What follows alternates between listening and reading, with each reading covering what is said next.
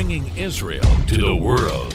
This is IBN News. With news of Israel, I'm Susan Michaels. According to Human Rights Watch, deadly rocket and mortar fire on Israeli cities by Palestinian militant groups in the 11-day conflict in May constitute war crimes. The New York-based rights group analyzed attacks from Gaza that resulted in the deaths of 12 Israeli civilians and injuries to dozens more. The group also said rockets that misfired or fell short also killed or wounded an undetermined number of Palestinians in Gaza.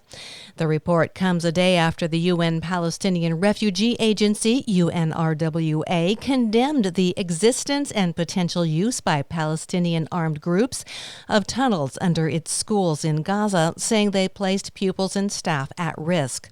The statement followed a request by Israel's ambassador to the United Nations, Gilad Erdan, that they freeze funding after a report that Hamas blocked UN inspectors from inspecting a tunnel near a UNRWA school.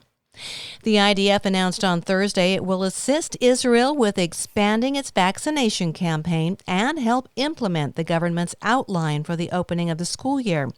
The military's Homefront Command will, in the coming days, enlist 600 reservist medics to aid with administering the booster shot to people aged 40 to 50, as well as undertake the massive task of testing the country's over 1 million students.